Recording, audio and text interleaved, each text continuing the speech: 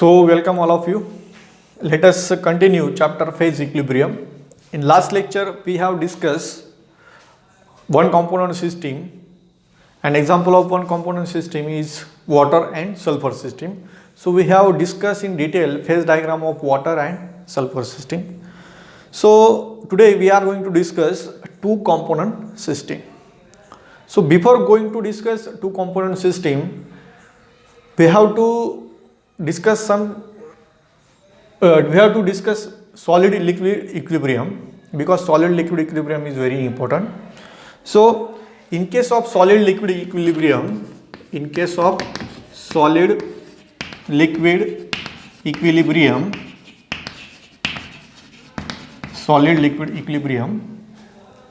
effect of pressure, in case of solid liquid equilibrium, effect of pressure is negligible. Effect of pressure is negligible. Effect of pressure is negligible, or we can say in case of solid liquid equilibrium, gas phase is absent. Gas phase is absent. जे solid liquid equilibrium जिथे form होत असतो त्या केसमध्ये generally to component सिस्टीमने एक general बोलतोय मी.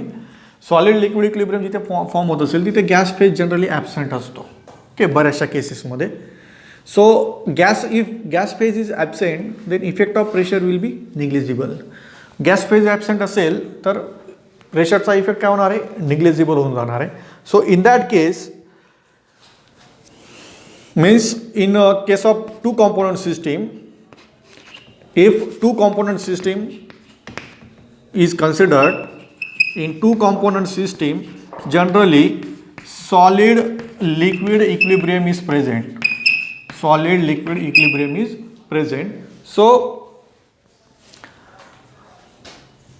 only two phases are present, solid and liquid. Solid and liquid phases are present. Solid and liquid phases are present.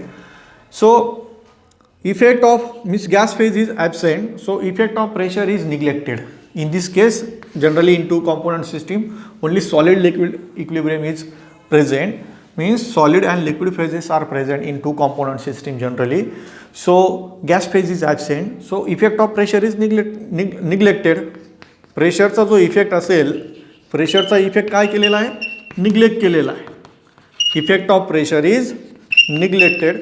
So we have only two variables, that is temperature and composition. Temperature and composition. Okay, so effect of pressure is negligible means system does not depend on प्रेशरचा कोणताही effect होणार नाही सिस्टमवरती. मग आपण जी system study करणार आहेत ती system generally मग कसं स्टडी केला जाणार आहे?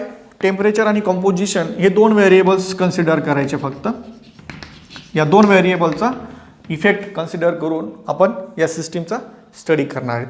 आता ॲक्च्युली काय बघा, प्रॉब्लेम काय आहे इथं? प्रेशरचा इफेक्ट का निग्लेक्ट केलेला आहे किंवा निग्लेजिबल कन्सिडर केलेला आहे? जर टू कॉम्पोनंट सिस्टीम असेल, टू कॉम्पोनंट सिस्टीममध्ये सॉलिड लिक्विड आणि गॅस तीन फेजेस असतील, बरोबर. मग तीन फेजेस असतील तर मग सॉलिड लिक्विड इक्विलिब्रियम म्हणजे टू कॉम्पोनंट सिस्टीममध्ये आपल्याला कॉम्पोजिशन कन्सिडर करावं लागणार आहे, बरोबर. कॉम्पोजिशन तर काही कॉन्स्टंट राहणार नाही. दोन कॉम्पोनंट असणार आहेत, त्यांचं वेगवेगळे कॉम्पोजिशन्स असणार आहेत. म्हणजे आपल्याला त्या सिस्टीमचा जो स्टडी करायचा असेल तर त्या सिस्टीमचा स्टडी करत असताना टेम्परेचर, प्रेशर आणि कॉम्पोजिशन तिन्ही कॉम्पोनंट आपल्याला कन्सिडर करावे लागतील. आणि तिघांचा त्या सिस्टीमवरती काय इफेक्ट होतो, म्हणजे कॉम्पोजिशन चेंज झालं तर सिस्टीमवरती काय इफेक्ट होईल, टेम्परेचर चेंज झालं तर सिस्टीमवरती काय इफेक्ट होईल, प्रेशर चेंज झालं तर सिस्टीमवरती काय इफेक्ट होईल. मग आपल्याला त्या व्हेरिएबलचा इफेक्ट काय होतो त्या पर्टिक्युलर सिस्टीमवरती, त्या पर्टिक्युलर इक्विलिब्रियमवरती, त्याचा स्टडी करायचा असेल तर आपण काय करतो? एक फेज डायग्राम ड्रॉ करतो, बरोबर. आता मागे जर आपण मागच्या सल्फर आणि वॉटर सिस्टीममध्ये आपण प्रेशर आणि टेम्परेचरचा स्टडी केला होता, तिथे कॉम्पोजिशन चेंज होत नव्हतं, कारण तिथे कॉम्पोनंट एकच होता. कोणता? सल्फर सिस्टीममध्ये. इकडे कॉम्पोनंट एक होता H2O. आता इथे काय होणार आहे? टू कॉम्पोनंटमध्ये दोन कॉम्पोनंट असतील म्हणजे कॉम्पोजिशन कन्सिडर करावं लागणार आहे. अशी जर केस असेल तर मग आपल्याला काय करावं लागेल? तिथे जसं आपण प्रेशर आणि टेम्परेचरचा ग्राफ ड्रॉ केला होता, फेज डायग्राम ड्रॉ केली होती आणि सिस्टीमचा स्टडी केला होता, बरोबर. मग अशी जर केस असेल जिथे आपण गॅस फेज पण प्रेझेंट आहे, म्हणजे कॉम्पोजिशन पण आपण कन्सिडर करतोय, ओके, आणि टेम्परेचर पण कन्सिडर करतोय, प्रेशर पण कन्सिडर करतोय, मग आपल्याला कसा ग्राफ ड्रॉ करावा लागणार आहे, ओके, हा प्रेशरसाठी, हा टेम्परेचरसाठी, आणि तिसरा जो येईल तो कॉम्पोजिशन. कॉम्पोजिशन म्हणजे आपल्याला त्या सिस्टीमचा जर स्टडी करायचा असेल तर आपल्याला 3 डायमेन्शनल आपल्याला ग्राफ ड्रॉ करून स्टडी करावा लागेल. समथिंग असा काहीतरी ग्राफ येईल तो, ओके, असा काहीतरी ग्राफ येणार आहे 3 डायमेन्शनल. असा 3 डायमेन्शनल स्टडी काही बुक्समध्ये दिलेला आहे तो, ओके, अशाच टाईपचा स्टडी केलेला आहे. पण आपण जो स्टडी करणार आहे तो काय करतो, 2 डायमेन्शनलमध्ये आपण स्टडी करणार आहेत. मग 2 डायमेन्शनल स्टडी करत असताना 3 डायमेन्शनल डायग्राम आपल्याला व्यवस्थित अंडरस्टँड करता येणार नाही. त्याच्यामुळे काय केलं आहे, सॉलिड लिक्विड इक्विलिब्रियममध्ये काय केलेलं आहे, प्रेशरचा इफेक्ट, म्हणजे सिस्टीम जनरली आता काय होतो, आपण कोणतीही सिस्टीमचा जो स्टडी करत असतो तो जनरली काय करतो, आपण ॲटमॉस्फेरिक प्रेशर जे असतं, ॲटमॉस्फेरिक प्रेशर जेव्हा, म्हणजे atmospheric pressure, under atmospheric pressure आपण त्या सिस्टीमचा स्टडी करत असतो. आता ॲटमॉस्फेरिक प्रेशर जनरली काय असं 1 ॲटमॉस्फिअर असतं असं कन्सिडर करतो आपण. म्हणजेच काय, सिस्टीम जर ॲटमॉस्फेरिक प्रेशरला कॅरीड आउट केलेली असेल, इक्विलिब्रियम जर अंडर ॲटमॉस्फेरिक प्रेशर फॉर्म झालेला असेल, म्हणजे तुमचं ॲटमॉस्फेरिक प्रेशर काय असणार आहे, कॉन्स्टंट असणार आहे, ते चेंज होणार नाही. फक्त चेंज काय होईल, टेम्परेचर आणि कॉम्पोजिशन. म्हणजे अशा पद्धतीने पण आपण त्याचं एक्सप्लेनेशन देऊ शकतोय. आणि असं पण आपण कन्सिडर करणार की सॉलिड लिक्विड इक्विलिब्रियममध्ये गॅस फेज ॲबसेंट असतो, गॅस फेज नसतो, मग प्रेशरचा इफेक्ट निग्लेजिबल होऊन जाणार आहे, त्यामुळे तो इफेक्ट निग्लेक्ट करून टाकायचा, ठीक आहे. आणि दुसरा प्रॉब्लेम हा पण आहे, 3 डायमेन्शनल आपल्याला फेज डायग्राम स्टडी करायला जरा अडचणी येतील, ओके. मग इफेक्टचा, प्रेशरचा इफेक्ट जर निग्लेजिबल करून दिला, आपण फक्त सिस्टीम टेम्परेचर आणि कॉम्पोजिशन हे 2 व्हेरिएबल्स कन्सिडर करून जर स्टडी केला, तर त्या केसमध्ये आपल्याकडे जो फेज रूल, आधीचा फेज रूल जो आहे आपल्याकडे, Gibbs phase rule, F is equal to काय, C - P+2, okay, C - P+2.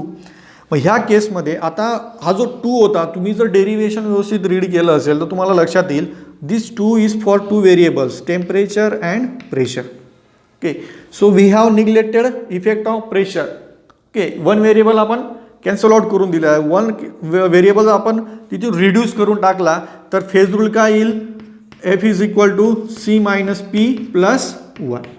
C - P+1. So here this is reduced Gibbs phase rule. This is reduced Gibbs phase rule and it is denoted by F dash. This is degree of freedom. F dash is remaining degree of freedom. F dash is remaining degree of freedom.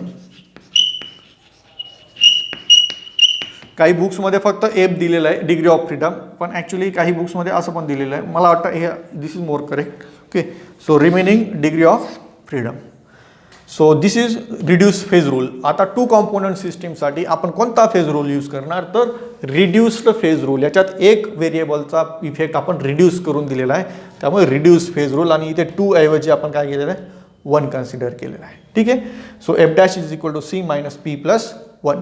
So this is about the reduce phase rule, म्हणजे प्रेशरचा effect इथे negligible consider केलेला आहे. हे झालं reduce phase रूलबद्दल. आता आपण येऊ 2 कॉम्पोनंट सिस्टीमकडे. आता आपण येणार आहे 2 component सिस्टीमकडे.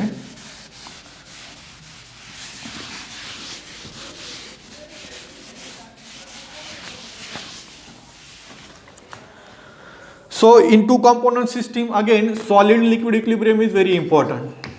Solid liquid equilibrium is important, okay. And these 2 component systems are generally studied by 2 methods, widely used 2 methods, that is thermal analysis method and solution or saturation or solubility method, okay. So 2 component systems are generally discussed by thermal analysis method,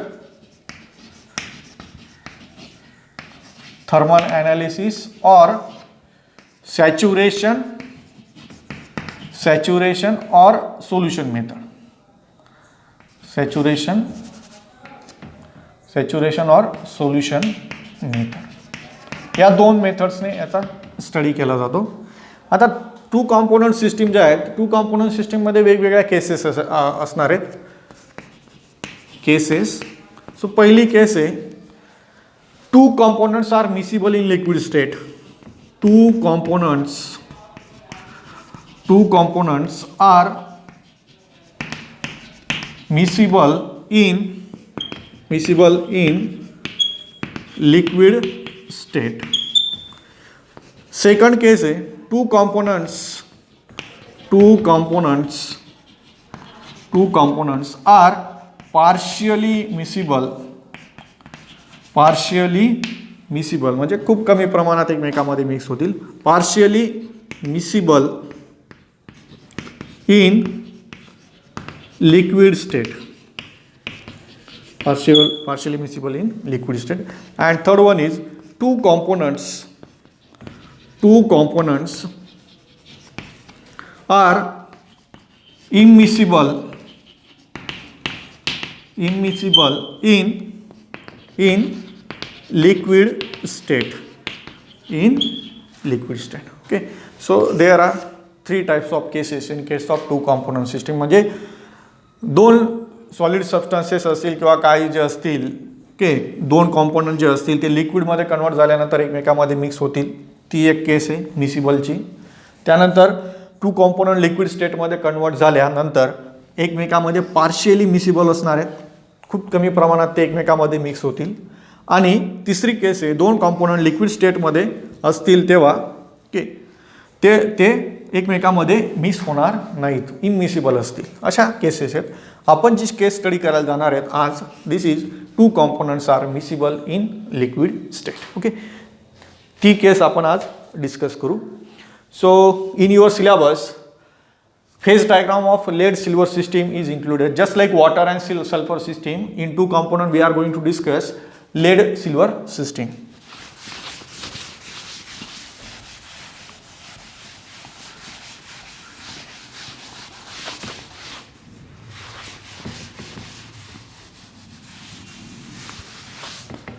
lead silver system आपण discuss करणार आहेत.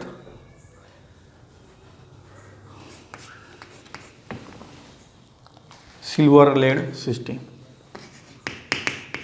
Silver lead और lead silver, silver lead system, silver lead system. So when silver and lead, okay, silver or and lead are melt, then we get molten silver and molten lead. जे silver आणि laid के PB, laid म्हणजेच काय PB, melt झाल्यानंतर आपल्याला काय मिळतं, त्यांचं molten solution. म्हणजे एखादा सॉलिड असेल किंवा मेटल असेल, तो हीट केल्यानंतर लिक्विड स्टेटमध्ये कन्वर्ट झाला तर त्याला त्याची मोल्टन स्टेट असं सुद्धा आपण म्हणत असतो. ओके, मेल्ट झाल्यानंतर मोल्टन स्टेट मिळणार आहे. मग हे जे लेड आणि सिल्वर जे असतील, ओके, ते मोल्टन स्टेटमध्ये जेव्हा असणार आहेत, they are mix in all proportion, जे कोणतंही प्रोपोर्शन असेल त्यांचं, म्हणजे तो 1% लेड आणि 90% सिल्वर असेल किंवा 40% लेड 60% सिल्वर असेल, कोणतंही कॉम्पोजिशन असेल, त्या कॉम्पोजिशनमध्ये ते जर लिक्विड स्टेटमध्ये असतील तर कोणत्याही कॉम्पोजिशनला ते एकमेकांमध्ये मिसिबल होणार आहेत. म्हणजे पहिली केस आहे, two components are miscible in liquid state. म्हणजे कोणत्याही लिक्विड स्टेटमध्ये जर कन्वर्ट झालेले असतील, त्यांचं कॉन्सन्ट्रेशन पर्सेंटेज कितीही असो त्या मिक्सचरमध्ये, ते लिक्विड स्टेटमध्ये एकमेकात मिक्स होणार आहेत, असा त्याचा अर्थ होतो आहे. ठीक आहे, आता ही जी सिस्टीम आहे, this system has two component, this is two component system and 4 phases किती आहेत, अँड 4 फेजेस सिस्टीम. तर टू कॉम्पोनंट जे आहेत याच्यात टू कॉम्पोनंट तुमचे कोणते आहेत, सॉलिड आणि सिल्वर आणि लेड हे दोन कॉम्पोनंट आहेत. 4 फेजेस कोणते येतील बघा. आता 4 फेजेसमध्ये तुमचा पहिला फेज असणार आहे सॉलिड सिल्वर, दुसरा असणार आहे सॉलिड लेड, ओके, आणि त्यानंतर असणार आहे तुमचा सोल्युशन ऑफ मोल्टन, हा पहिला, हा दुसरा, तिसरा, solution of molten silver and lead, molten silver and lead, and fourth जो असणार आहे, fourth phase, that is gas, but in this case boiling point of liquid silver and boiling point of liquid lead, किंवा मग आपण असं म्हणू शकतो boiling point of silver and boiling point of lead are very high. That's why gas phase is absent. Silver आणि लेडचा boiling point खूप हाय असतो, त्यामुळे त्यांचा गॅस फेज काय असणार आहे, ॲब्सेंट असणार आहे. गॅस फेज ॲब्सेंट असेल तर मग कोणते फेजेस असतील, मग फक्त आपल्याला कोणत्या फेजेसचा स्टडी, किती फेजेस असतील मग इथे, फक्त 3. हे दोन सॉलिड आपण 2 डिफरंट फेजेस कन्सिडर करतो, सॉलिड सिल्वर, सॉलिड लेड आणि सिल्वर आणि लेडचं सोल्युशन. असे किती फेजेस असणार आहेत, P = 3. So we have 3 phases in this case. त्यानंतर बघा, आपण जसा स्टडी केला आहे वॉटर आणि सल्फरचा, तसा स्टडी आपल्याला करायचा आहे. शेजारी डायग्राम ड्रॉ केलेलीच आहे. डिग्री ऑफ फ्रीडम किती आहे बघा इकडे, F'(C-P+1).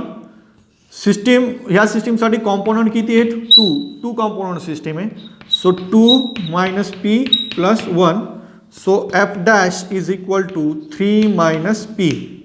So this is reduce phase rule is for 2 component lead silver system 3 - P. असा रूल आपण यूज करणार आहेत पुढे. ओके, आता काय करू, आपण डायग्राम इन डिटेल स्टडी करून घेऊ. Okay, so this is phase diagram which is shown in figure for lead silver system.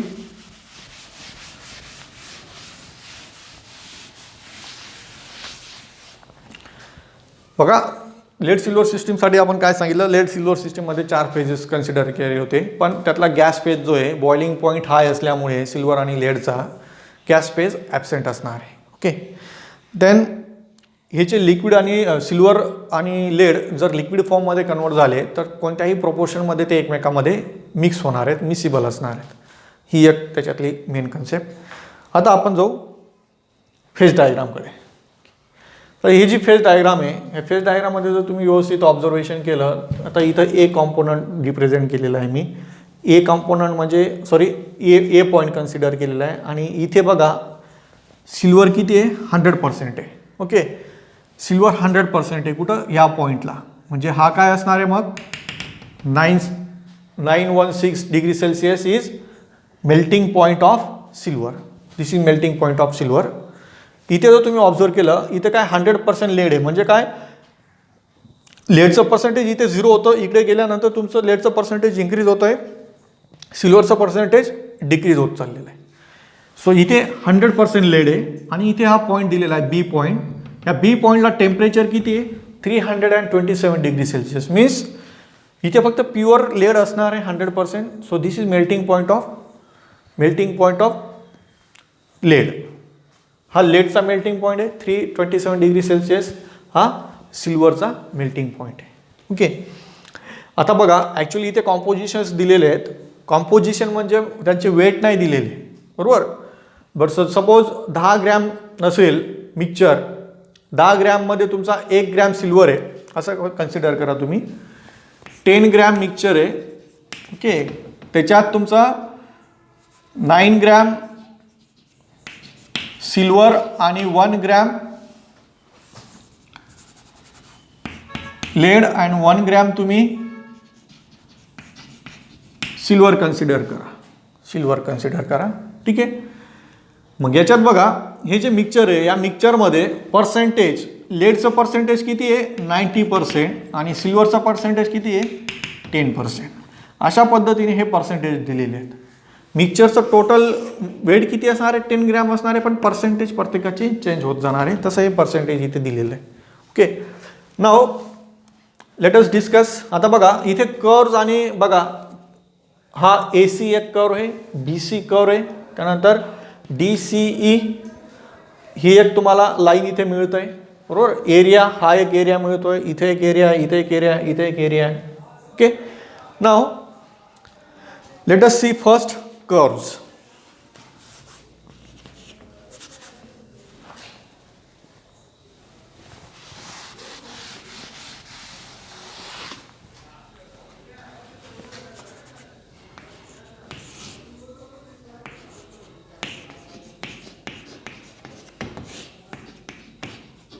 Curves along any curve two phases are in equilibrium. Two phases are in equilibrium along the curve. So therefore P is equal to 2. So F dash is equal to C minus P plus 1 is equal to component 2 असतील. C is equal to 2, P is equal to 2 असणार आहे plus 1. So we have 1. So along the curve F is equal to 1. So we have only 1 degree of freedom. Okay. Degree of freedom किती येणार आहे along the curve 1 येणार आहे. हे मी आधीच तुम्हाला कर्वच्या अलॉंग 2 फेजेस इक्विलिब्रियम मध्ये असणार. कोणत्या कर्वच्या अलॉंग कोणते फेजेस इक्विलिब्रियम मध्ये असतील ते आता आपल्याला डिस्कस करायचे. पहिला जो कर्व आहे first is curve AC. Curve AC. Curve AC.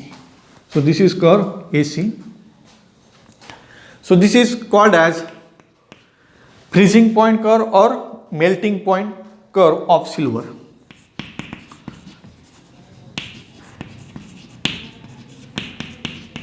Freezing point or melting point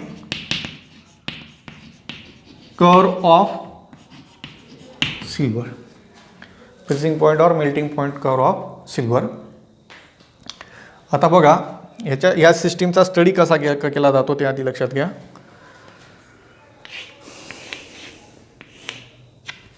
बरोबर सॉलिड आणि लेड घेतले तुमचे सोल्युशन प्रिपेअर केलेलं आहे.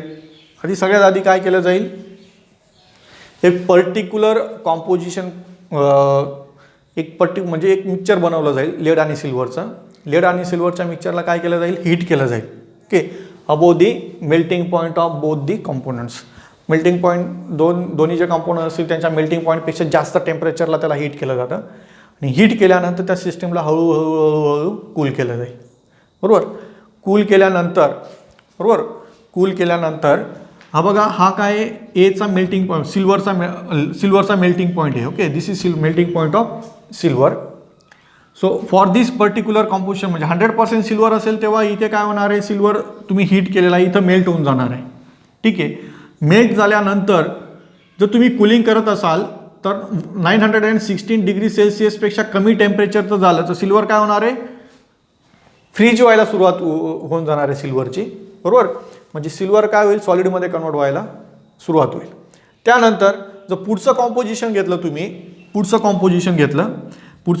घेतलं म्हणजे काय ॲक्च्युली कसं असतं तुम्ही एक सोल्युशन प्रिपेअर केलेलं आहे. सुरुवातीला काय फक्त लिक्विड किंवा सोल्युशन ऑफ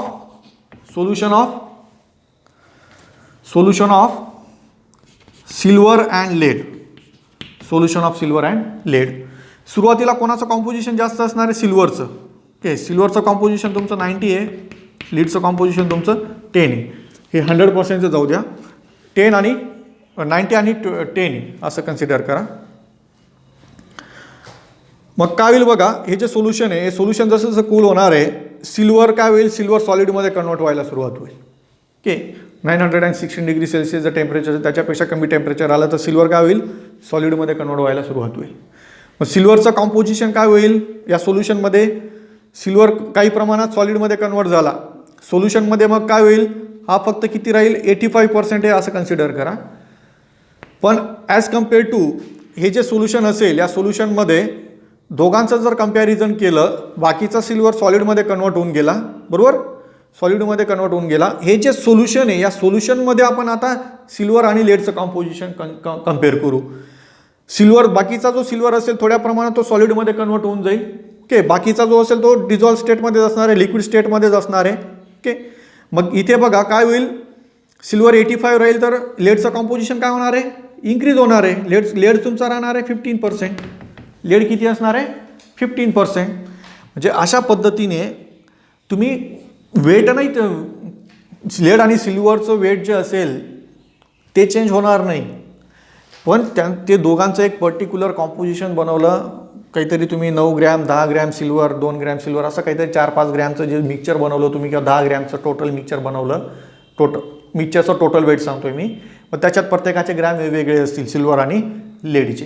ओके, मग हे सोल्युशन बनवल्यानंतर हे सोल्युशन जेव्हा कूल होणार आहे, कूल होताना काय होईल, सिल्वर जर सॉलिड फॉर्ममध्ये कन्वर्ट झाला, ओके, सिल्वर जर सॉलिड फॉर्ममध्ये कन्वर्ट झाला तर सिल्वरचं सोल्युशनमधलं कॉन्सन्ट्रेशन कमी राहणार आहे. सिल्वरचं सोल्युशनमधलं कॉन्सन्ट्रेशन कमी होऊन जाणार आहे. म्हणजे त्याचे पर्सेंटेज जे राहतील टोटल पर्सेंटेज काय राहणार आहे, तुमचं 100 राहणार आहे. मग सिल्वरचे पर्सेंटेज कमी होतील आणि लेडचे पर्सेंटेज वाढत जातील. सिल्वरचे पर्सेंटेज कमी होतील आणि लेडचे पर्सेंटेज वाढत जातील. पुन्हा कूलिंग केली तुम्ही, टेम्परेचर पुन्हा डिक्रीज केल्यानंतर पुन्हा सिल्वर सॉलिडमध्ये कन्वर्ट व्हायला सुरुवात होईल. सिल्वरचं कॉम्पोजिशन म्हणजे सोल्युशनमध्ये जे सिल्वरचं पर्सेंटेज असणार आहे ते पुन्हा कमी होईल, ते 80% होऊन जाईल. लेडचं किती राहणार आहे, 20%. अशा पद्धतीने काय होईल, एक कॉम्पोनंट सॉलिडमध्ये कन्वर्ट होत जाईल, बरोबर. त्याच्यामुळे त्याचं सोल्युशनमधलं जे कॉन्सन्ट्रेशन असेल, पर्सेंटेज असेल ते कमी होत जाईल आणि एकाचं वाढत जाणार आहे. अशा पद्धतीने हा स्टडी केलेला आहे. ओके, देन मग इथे तुमचं सिल्वर जो आहे, सिल्वर फ्रीज व्हायला सुरुवात होईल इथून, बरोबर. मग जसा सिल्वर फ्रीज व्हायला सुरुवात होईल तसं काय होईल, सोल्युशनचं जे कॉम्पोजिशन पण काय होणार आहे, चेंज होत जाणार आहे. मग प्रत्येक वेळ डिफरंट कॉम्पोजिशनला तुमचा आता इथे तुमची कॉलिगेटिव्ह प्रॉपर्टीची कन्सेप्ट येणार आहे. कोणती, after addition of solute freezing point of solution gate depress. म्हणजे जसं जसं सोल्यूट ॲड होत जाईल तसं फ्रीजिंग पॉईंट काय होतो, डिप्रेस होत जातो, बरोबर. मग इथे तेच होतंय, इथं 100% सिल्वर आहे ना, 100% सिल्वर आहे. आता हा पॉईंट जर तुम्ही कन्सिडर केला, ह्या पॉईंटला सपोज सिल्वरचं कॉम्पोजिशन तुमचं 80% आहे, सिल्वर तुमचा 80% आहे, सिल्वर 80% आहे, किंवा 90 करा तुम्ही, 90% आहे आणि 10% लेड. म्हणजे हे काय झालं, solution of lead in silver. म्हणजे इथे तुमचा लेड जो असेल, लेड कमी क्वांटिटीमध्ये तो सोल्यूट म्हणून ॲक्ट होईल आणि सिल्वर तुमचं सॉलिड म्हणून ॲक्ट होईल. इथे 100% सिल्वर होता, फक्त सिल्वर होता, बरोबर. इकडे गेले सिल्वरचं पर्सेंटेज कमी झालं, लेडचं पर्सेंटेज वाढलं आहे. म्हणजे लेड हा इथं सोल्यूट म्हणून ॲक्ट होतोय आणि सिल्वर हा सॉलिड म्हणून ॲक्ट होतोय. म्हणजे मग सोल्यूटचं कॉन्सन्ट्रेशन जर वाढत गेलं तर फ्रीजिंग पॉईंट काय होतो, डिप्रेस होत जातो. तसं जसं लेडचं पर्सेंटेज वाढत चाललं आहे सिल्वरमध्ये, तसा मेल्टिंग पॉईंट काय होतोय, फ्रीजिंग पॉईंट काय होतोय, फ्रीजिंग पॉईंट डिप्रेस होत चाललेला आहे. ओके, फ्रीजिंग पॉईंट डिप्रेस होत चालला आहे. तसं जिकडे पण आहे, लेड किती आहे तुमचा 100% आहे. ओके, जसं सिल्वरचं कॉन्सन्ट्रेशन इन्क्रीज होत चाललं आहे, म्हणजे इथे काय होईल, ह्या इकडच्या कर्वला लेड जो असेल, लेड सॉलिड म्हणून ॲक्ट होईल आणि सिल्वर तुमचं सोलिड म्हणून ॲक्ट होईल. जसं सिल्वरचं कॉन्सन्ट्रेशन वाढत जाईल तसा फ्रीजिंग पॉईंट काय होणार आहे, डिप्रेस होत जाणार आहे. Freezing point of solution is get depress after addition of after increasing concentration of silver solid म्हणून राहील. जसं त्याचं प्रमाण वाढत जाईल तसं सोल्युशनचा फ्रीजिंग पॉईंट हा डिप्रेस होत जाईल. म्हणजे कोलिगेटिव्ह प्रॉपर्टीची कन्सेप्ट इथे अप्लाय झालेली आहे. ठीक आहे, सो हे ओव्हरऑल आता हा स्टडी कसा केला जातो हे तुम्हाला लक्षात आलं नाही. पुन्हा एक सांगतो तुम्हाला, इथे कॉम्पोजिशन ग्रॅम जे असेल वेट चेंज होणार नाही, पण जसा एक कॉम्पोनंट सोल्युशनमधला एक कॉम्पोनंट सॉलिडमध्ये कन्वर्ट होईल तसं त्याचं सोल्युशनमधलं कॉम्पोजिशन पर्सेंटेज कमी होत जाईल आणि एकाचं पर्सेंटेज वाढत जाईल. अशा पद्धतीने हा स्टडी केला जातो. ठीक आहे, आता बघू curve. This is freezing point or melting point curve of silver, that is curve AC. So along this curve okay along this curve solid silver okay हा सॉलिड सिल्वर असणार आहे इकडे along this curve solid silver and solution of lead in silver are in equilibrium okay solution of lead in silver solution of lead in silver in equilibrium solid silver and आता बघा ह्या पॉइंटला काय असणार आहे जसं जसं डिक्रीज होत जाईल सिल्वरचं पर्सेंटेज वाढत जाईल म्हणजे कोणतं सोल्युशन राहणार आहे solution of lead in silver असणार आहे म्हणजे सॉलिड सिल्वर आणि solution of lead in silver किंवा सोल्युशन ऑफ लेड सिल्वर असं जरी म्हटलं तरी चालेल solution of lead in silver are in equilibrium okay so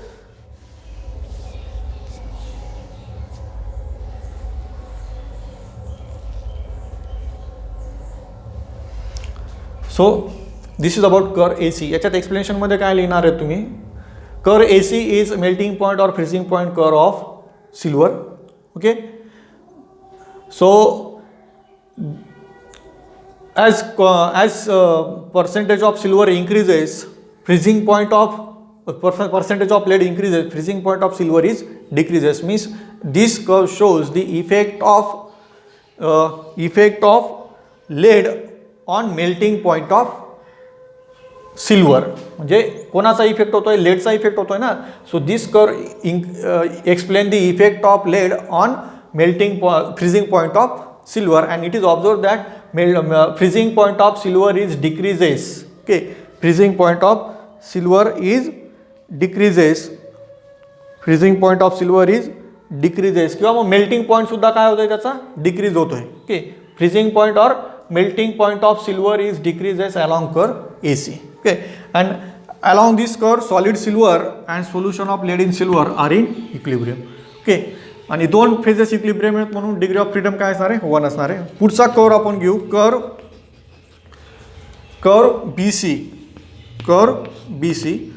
BC is freezing point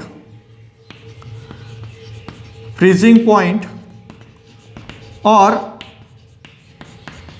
melting point curve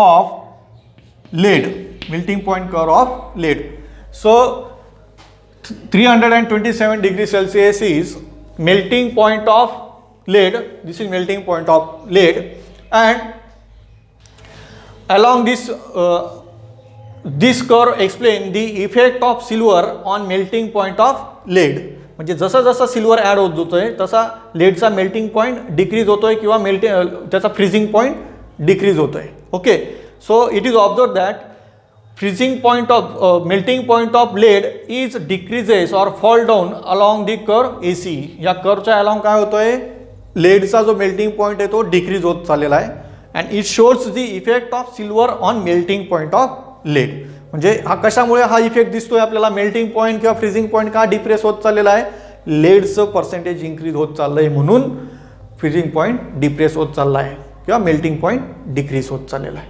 okay so this is about the curve BC and along curve BC this is solid lead and solution of lead in silver in lead are in equilibrium solid lead and solution of silver in lead in equilibrium are in equilibrium okay so या कर्वच्या along lead solid lead आणि solution of silver in lead हे equilibrium मध्ये असणार आहे ठीक आहे या कर्वच्या वरती काय असणार आहे लिक्विड या लिक्विडला काय करतो आपण मेल्ट करत चाललेलो आहे सॉरी कूल करत चाललेलो आहे बरोबर आधी काय केलं हीट केलेलं आहे लिक्विड मिक्सचर या दोघांचं जे मिक्सचर असेल त्याला हीट केलेलं आहे त्याचं सोल्युशन तयार झालेलं आहे लिक्विड मेल्ट झालेलं आणि त्याला आपण कूल करतोय आणि मग त्याचा स्टडी करत चाललेलो आहे सो हे झालं कर्व AC आणि कर्व BCच्या बाबतीत आता पुढचा जो कर्व आपण डिस्कस करणार आहे okay so that is curve तर नाही आहेत आता इथे दोनच कर्व आहेत आपल्याकडे AC आणि BC so now let us discuss eutectic point eutectic point,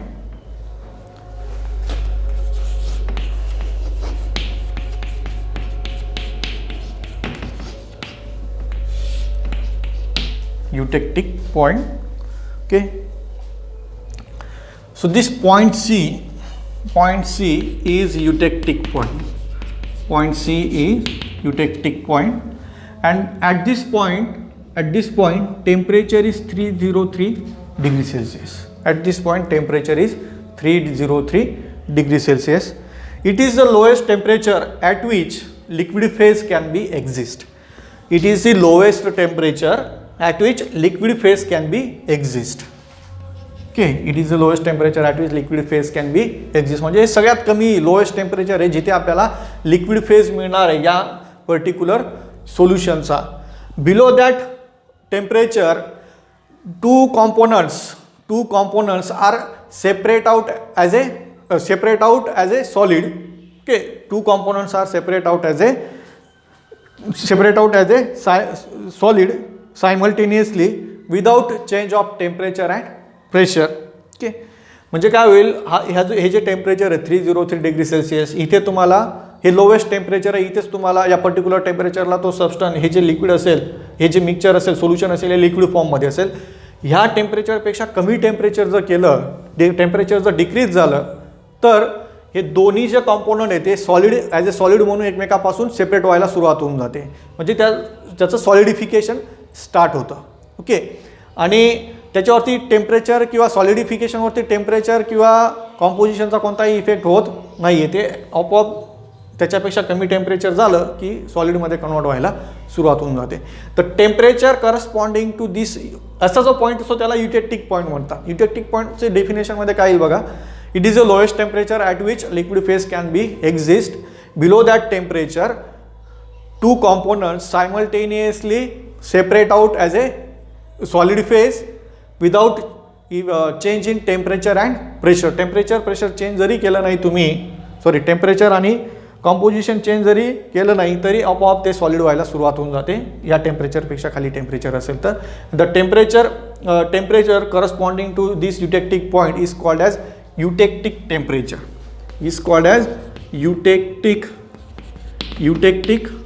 temperature, and this is 303 degrees Celsius. Eutectic temperature for lead silver system is 303 degrees Celsius, and the composition is called as eutectic composition.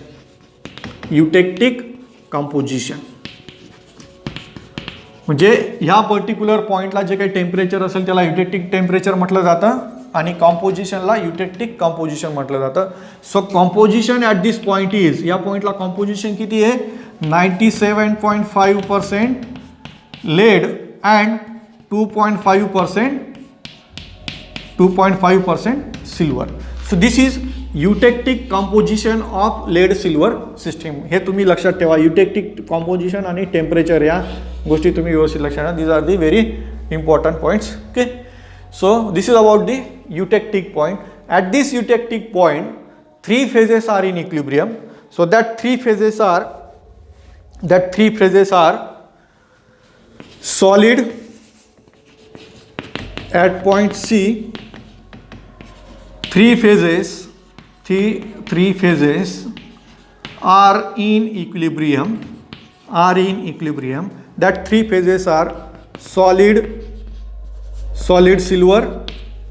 Okay, या पॉईंटला काय काय असणार आहे, हा solid silver असेल, solid lead असेल आणि solution of lead and silver. Solid silver, solid lead and solution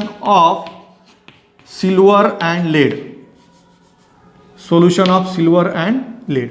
हे तीन जे फेजेस असतील, हे दोन सॉलिड फेजेस आणि एक लिक्विड फेज, असे तीन फेजेस इथं इक्विलिब्रियममध्ये असणार आहेत. मग बघा, फेजेस येणार आहेत या पॉईंटला तीन, कॉम्पोनंट असतात आपले 2. So F dash is equal to काय लिहिणार आपण, C minus P plus 1. So C is equal to 2A, P is equal to 3A plus 1. So this is equal to 0. F dash is equal to 0. So there is no degree of freedom at this eutectic point. म्हणजे triple point जसा होता silver आणि water सिस्टीममध्ये, तसा हा युटेक्टिक point असणार आहे इथे. ओके. आता बघा हा युटेक्टिक पॉईंट जो असतो, युटेक्टिक पॉईंटला नेमकं होतं काय, जेव्हा मी तुम्हाला मगाशी मी सांगितलं की हे तुम्ही सोल्युशन बनवलेलं आहे, solution of lead and silver, solution of lead and silver हे सोल्युशन प्रिपेअर केलेलं आहे. ठीक आहे. जसं जसं तुमचं आता यांना हीट केलेलं आहे बघा, सिल्वर आणि लेडला काय केलं आपण, हीट केलं आहे, लिक्विड स्टेटमध्ये कन्वर्ट केलं आहे आणि त्याला कूल करत चाललेलं आहे. ठीक आहे, कूल करत चाललेलं. कूल करत असताना काय होईल, तुमचा जो लेड असेल, ओके, ॲक्च्युली इथे सिल्वर नाही, लेड आधी सेपरेट व्हायला सुरुवात होते. हा लेड काय असेल, लेड सॉलिड फॉर्ममध्ये कन्वर्ट व्हायला सुरुवात होईल.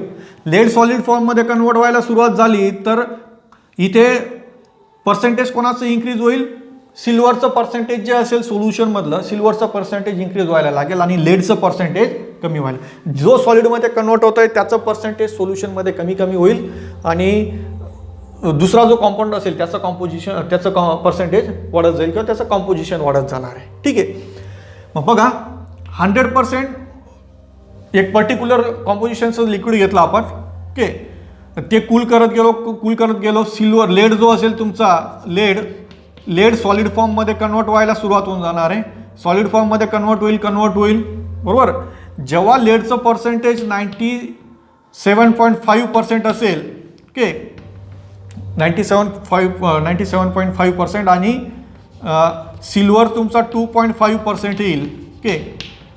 ओके, सिल्वर जेव्हा तुमचा 2.5% येईल त्यावेळेस काय होईल, जेव्हा 2.5% सिल्वरचं कॉम्पोजिशन असणार आहे, ओके, जेव्हा सिल्वरचं इथे म्हणजे लेडचं कॉम्पोजिशन जेव्हा 97.5% असेल लेड या सोल्युशनमध्ये, त्यावेळेस त्या पर्टिक्युलर कॉम्पोजिशनच्या वेळेसच सिल्वर पण सॉलिड फॉर्ममध्ये कन्वर्ट व्हायला सुरुवात होऊन जाईल. सिल्वर पण सॉलिड फॉर्ममध्ये कन्वर्ट व्हायला सुरुवात होऊन जाईल. म्हणजे कोणते फेजेस राहतील, सॉलिड सिल्वर पण लेड असणार आहे आणि हे पर्टिक्युलर कॉम्पोजिशन जेव्हा अटेंड केलं जाईल त्यावेळेस काय होणार आहे, सिल्वर पण सॉलिड फॉर्ममध्ये कन्वर्ट व्हायला स्टार्ट होईल. म्हणजेच काय, हे पर्टिक्युलर कॉम्पोजिशन आहे, त्या पर्टिक्युलर कॉम्पोजिशनलाच आणि त्या पर्टिक्युलर टेम्परेचरलाच तुम्हाला हे लिक्विड फॉर्ममध्ये पाहायला मिळतील. त्यानंतर हे पर्टिक्युलर कॉम्पोजिशन जेव्हा येईल त्या पर्टिक्युलर कॉम्पोजिशनला सिल्वर कन्वर्ट होत राहील. या पर्टिक्युलर कॉम्पोजिशनला सॉलिडमध्ये दोन्ही कॉम्पोनंट जे आहेत, लेड पण आणि सिल्वर पण, दोन्ही कॉम्पोनंट सॉलिडमध्ये कन्वर्ट व्हायला सुरुवात होईल. ओके, त्या पॉईंटला युटेक्टिक पॉईंट म्हटलं जातं. म्हणजे तिथे 3 फेजेस राहतील, सिल्वर पण राहील ह्या कॉम्पोजिशनच्या आधी बरोबर. ह्या कॉम्पोजिशनच्या आधी म्हणजे सिल्वरचं कॉम्पोजिशन 2.5% पेक्षा जेव्हा कमी असेल तेव्हा सिल्वर नसणार आहे तिथे, फक्त काय असणार आहे, सॉलिड सिल्वर असेल आणि लेड आणि सिल्वरचं सोल्युशन असणार आहे. पण सिल्वरचं कॉम्पोजिशन 2.5% झालं की सिल्वर सॉलिडमध्ये कन्वर्ट व्हायला सुरुवात होऊन जाते. म्हणजे 3 फेजेस येऊन जातात तिथे, सॉलिड लेड, सॉलिड सिल्वर आणि solution of silver and lead. ही जी प्रोसेस आहे, आता ही जी प्रोसेस आहे सॉलिडिफिकेशनची, याला पॅटिन्सन प्रोसेस असं म्हटलं जातं. जी पॅटिन्सन प्रोसेसमध्ये काय असतं, लेड जो असतो याचा सॉलिडमधून सेपरेट होत राहतो आणि सिल्वरचं जे कॉन्सन्ट्रेशन राहतं, कॉम्पोजिशन जे राहतं, पर्सेंटेज जे राहतं सोल्युशनमधलं ते इन्क्रीज होत राहतं. आणि या पर्टिक्युलर कॉम्पोजिशनला आले की तिथून पुढे प्युअर लेड तुम्हाला सेपरेट आउट करता येत नाही, कारण दोन्ही कॉम्पोनंट ॲट टाइम सॉलिडिफाईड होणार आहेत. या पर्टिक्युलर कॉम्पोजिशनला किंवा त्याच्यापेक्षा जास्त कॉम्पोजिशन जर गेलं, एकाचं कमी झालं आणि एकाचं वाढलं, असं जर झालं की तुम्हाला प्युअर लेड मिळत नाही, लेड आणि सिल्वर दोघांचं मिक्सचर मिळत असतं. Okay, so this is about the eutectic point. Okay, eutectic point विषयी एक्सप्लेनेशन आपलं झालेलं आहे. डिग्री ऑफ फ्रीडम युटेक्टिक पॉईंटला 0 असते. त्यानंतर आता पुढचा पॉईंट आहे आपला areas.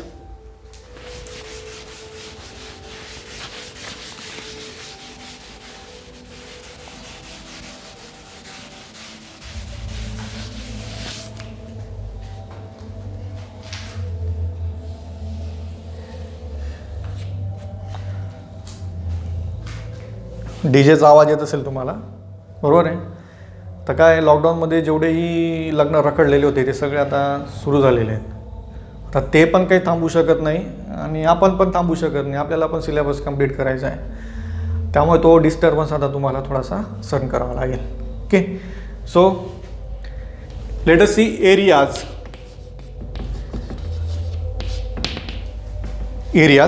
So first, area above ACB. Area above ACB. Area above ACB. So in this area, we have solution of silver and lead. We have solution of silver and lead. So above this area, we have solution of silver and lead and silver. Solution of lead and silver means we have only one phase, that is liquid phase. Above this area ACB, इकडे कोणता phase असणार आहे? फक्त एकच phase असेल. तो कोणता असेल? Liquid phase. So P is equal to काय येईल? 1. So F dash C minus P plus 1. Okay, so component किती आहे? 2. Phases 1. So this is equal to 2. So F dash degree of freedom is equal to 2 above this area. म्हणजे ह्या एरियामध्ये तुम्ही temperature, composition दोन्हीही change करू शकता. Okay, so next is area below curve AC. Area below curve AC. Area below curve AC. In this area we have solid silver and solution of lead in silver. काय काय इथं? Solid silver and solution of lead in silver. Lead in silver. ठीक है. Then area below curve, area below curve BC.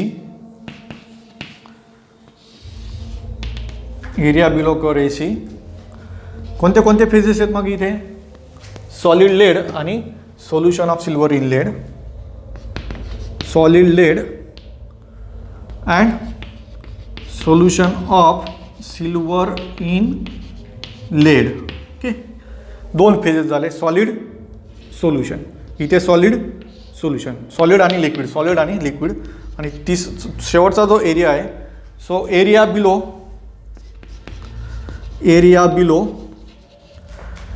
DCE, that is below temperature 303 degree Celsius. So area below DCE means area below temperature 303 degree Celsius. So under this area we have two phases, solid silver and solid lead. Solid silver and solid lead. Okay, आणि हे युटेक्टिक म्हणजे काय?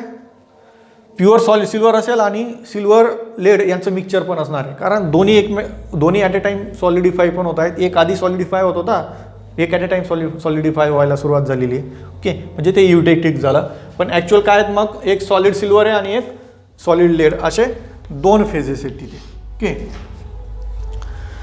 So under these areas,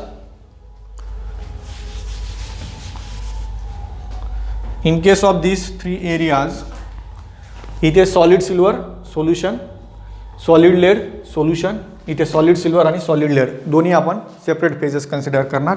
so किती phases आहेत? या तिन्ही एरियाच्या below दोन फेजेस आहेत. Area below AC, area below BC आणि area below DCE. Okay, so P is equal to 2. So F dash is equal to component 2 phases तुमचे 1, phases तुमचे 2 असणार आहेत plus 1. So F dash is equal to 1. Degree of freedom is 1 under these areas. So this is about the different areas of silver lead phase diagram. Okay, so this is about the phase diagram of lead silver system. Curve दोन होते, AC BC, freezing point of melting point curve of silver or freezing point curve of silver, melting point or freezing point curve of lead. Okay, त्यानंतर point होता eutectic point. Temperature, it is the lowest temperature at which liquid phase can be exist, and below that temperature both the components are separate out as a solid phase without change in temperature and pressure. Okay, so this is eutectic point. At this point, three phases are in equilibrium: solid silver, solid lead, and solution of silver and lead. Okay, then area होता, area above ACB solution होता, liquid phase होता, area below AC solid silver आणि solution of lead in silver, area below BC solid lead आणि solution of silver in lead, आणि त्यानंतर area below DCE म्हणजेच below 303 degree Celsius we have solid silver and solid lead. Okay. So this is about the different areas, curves and eutectic point of lead silver lead phase diagram. Okay, thank you.